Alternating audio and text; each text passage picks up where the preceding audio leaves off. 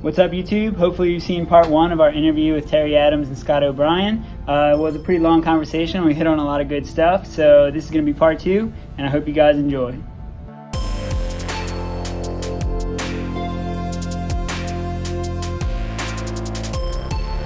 Look, that was one of the reasons I was so excited to do one of these videos with you guys, is because I know both of y'all have a lot going on in your personal lives outside of BMX. So I think it's rad that you're still being able to say yes to these events, pick up and travel to this contest, this demo. I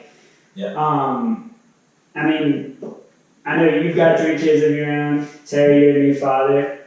You got Wedge in the picture now. Talk about do you get somebody to help you plan this stuff out? Do you kind of just take it one day at a time? For me, I grew up riding, watching him do all this stuff with his kids growing up. So it just kind of made me know that it's possible as long as you manage your time right, as long as you wake up early, as long as you're going by a schedule every day, then it's possible to fit everything in a time slot. I mean, I watched him ride harder than he's ever ridden when his kids were growing up, to where if they had to play outside while he was riding for a couple hours, he made it work, If someone had to watch his kids while he was going across the world and shoot back really fast to get back to his kids, he did it to make it work. So I kind of grew up knowing that it was possible because I watched him be a great father and still ride his bike. So I knew it was possible, so I think it's helped me the last 8 months, and it's going to continue to help me knowing that. Yeah, I mean, I think the key is it's you can be a dad and do anything. I mean, so my thing is BMX, but I mean, there's dudes that are, you don't have to, shut life down once you have a wife, once you have a job, once you have bills and kids and you don't have to shut your life down. You just have to prioritize everything, and you have to have good time management.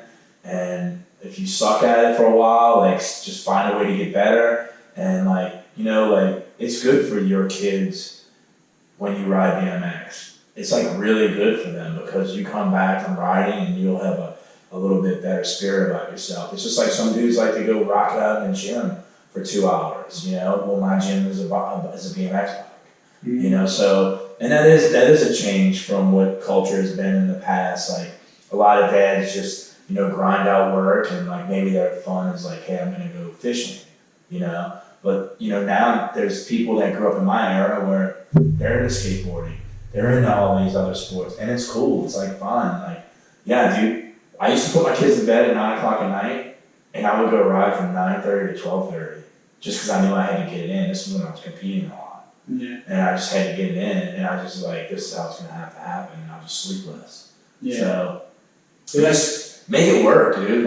Before we sat down to the interview, I checked out your Instagram to see what was going on. You told me you're working as a firefighter, you're coaching baseball. Mm-hmm. I'm sorry, softball. Right. You're coaching football. Right. And I'm man, this dude is Superman. I couldn't do that if there was 2 of me. But that's it's crazy, man, because you just have to just prioritize things, you know what I mean? And of course my family comes first, and my job as a fireman comes before anything, because that's my bread and butter. That's how I provide for my family, so I don't take away from that, And my kids have grown up knowing that I'm always rolling, let's roll, I'm always doing something so, a good example is January, February, and March, I really didn't have much going on.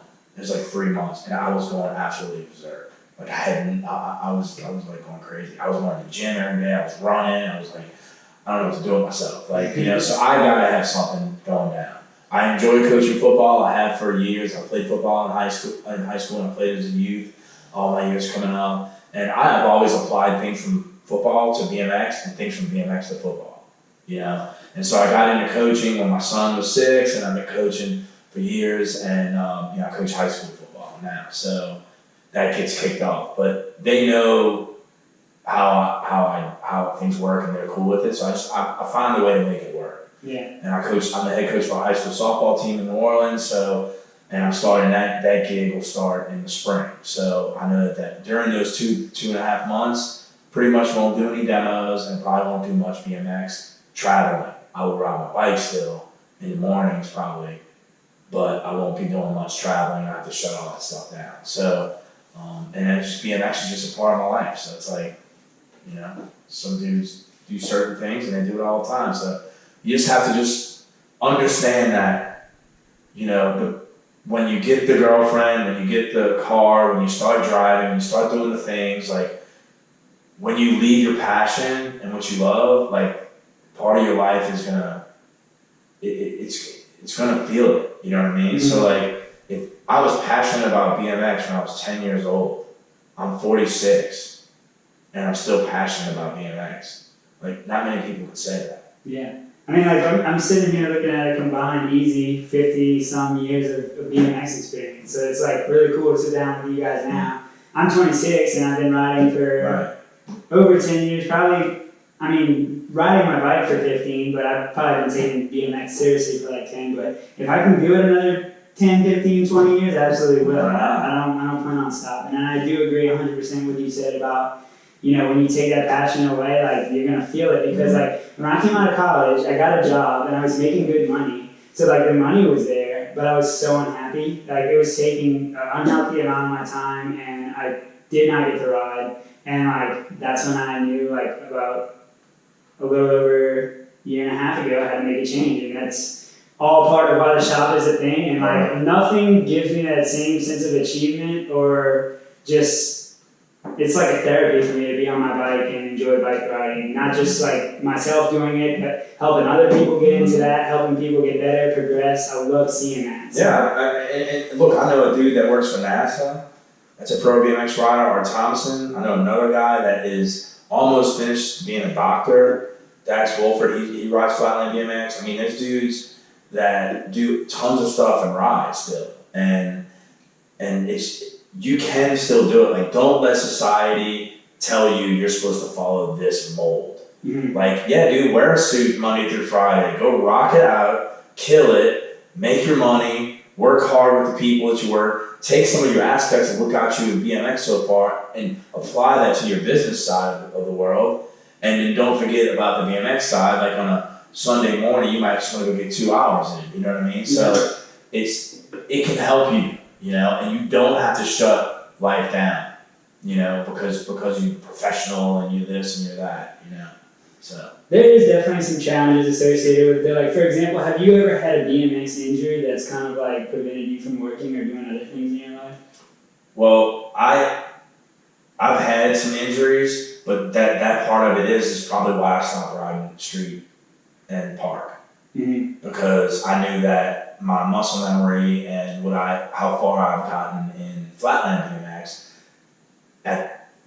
although it's extremely challenging physically, like, I knew I wasn't taking as much of a risk as far as like, you know, some of the injuries that could possibly happen riding street and stuff. So, you know, but so it's kind of just controlling that risk, minimizing it, and minimizing Being it. smart, Yeah. I know on your Instagram we saw one just a few weeks back where you hit your face pretty good. That was scary. Yeah. Would you say that was your worst injury in a while? In a while, because really I never land on my face, you know. Right. It's like 1 in a million I'm gonna go to my face, but yeah, it's scary. Glad you're good from that. 3 stitches. Had to message you. I was like, dude, I hope that heals up quick. That was pretty bad. But glad to see you back on it. You're training regularly now. Earlier, like today, we did talk a little bit about your routine and how hard you're working right now. Do you want to talk about like how often you're riding and how much work you're putting in right now? Yeah, it's just a everyday thing. Like I was telling you, years ago I rode more than this. I would ride 8 hours a day in the parking lot and eat my lunch out there. And I lived in a parking lot where I knew stuff that was going on in the parking lot that not the average person would know because I'm out there all day. So I see crazy stuff. I lived out there. So I've ridden more than this, but I've never ridden this smart. I've never paid this much attention to my body. I've never, you know, went into the session knowing that if I have a really good session, I'm going to take the next day off to preserve my body for the next week. I never thought about rest days. And now that I'm a little bit older and I know that I want to continue this at a competitive level, and I'm just taking things more serious and being smart about things. So. And that's cool because I feel like that's absolutely a deciding factor in why you've been able to have this long, just successful career in Flatland. And you continue to, I mean, it seems like to me, just from watching you ride and since I started riding to now, that like you're only getting better. Like it seems like you're just definitely like riding at your prime right now, would you say? Well, I mean, I'll be the first to admit that like I kind of got obsessed with the business side of BMX. The moment that I realized that I could make a living from it, I put down the bike like 50% of the time, and I was in here on the phone or talking to my sponsors or trying to figure out how to acquire new sponsors or doing the best I could to maintain the relationships that I had with the companies that I rode for. And I fell in love with that part of BMX because it was the reason I'm able to have this house, live this dream. So it's like, I realized how important that was to keep the career going, which was just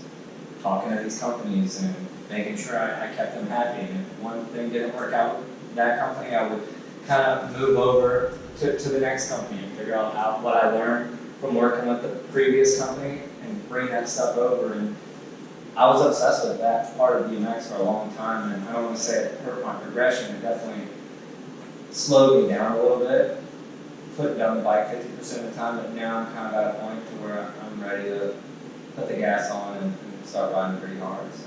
Who's I know earlier we had hit on that a little bit, and basically it said that like Scott was an awesome mentor for kind of being the middleman, talking up your business side, having those conversations with the company, and you know, he put you in touch with Red Bull, which I know has been a huge sponsor for you. Yeah. And so, you want to talk about that? The Red Bull thing? Just, I mean, how did you go about helping him? Like, you recognized that like Terry had pro talent. Yeah, so that's funny, man. Actually, somebody asked me this the other day about that, and I just said, it was actually my son, you know, I'm talking, and my family, we were having a conversation, and I just said when I met Terry, he was like super talented. Like, I just was like, this dude's really talented. And at the time, I was a person that's pretty much seen everything on a BMX bike, you can see it. Mm-hmm. And I was just like, man, this dude's he's just really, really talented. Like, I just knew he had talent. But, you know, helping someone else is like no problems. Like, I've always wanted to help people. So, yeah, I mean, I mentor him, I help him, I like give him some advice, you know, but at the end of the day, he has to make his own decisions, you know. So I wasn't making the decision for him, I was just helping him to get to that. And that's just about giving back to BMX and giving back to great people that need it, you know. So, like all I know is, as much as you put into the world, you're gonna get it back.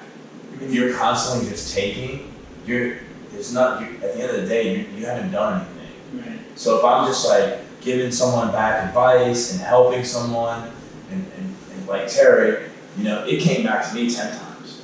You know what I mean? Watching him succeed. Being able to travel. His talents helped me to do shows as an MC.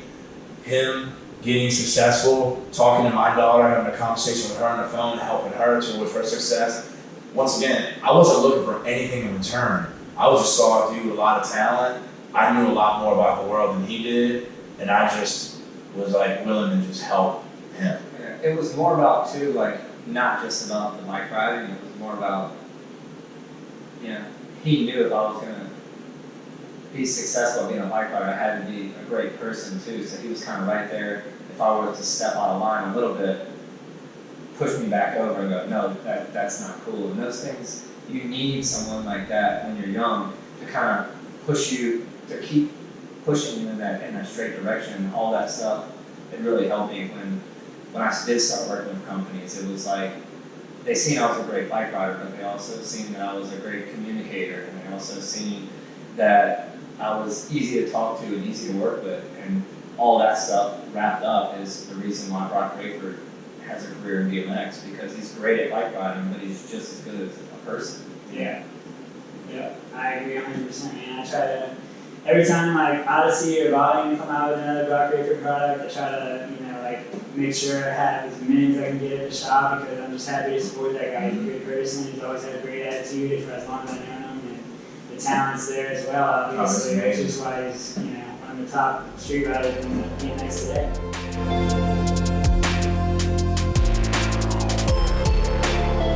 So Voodoo Jam is going down August 17th.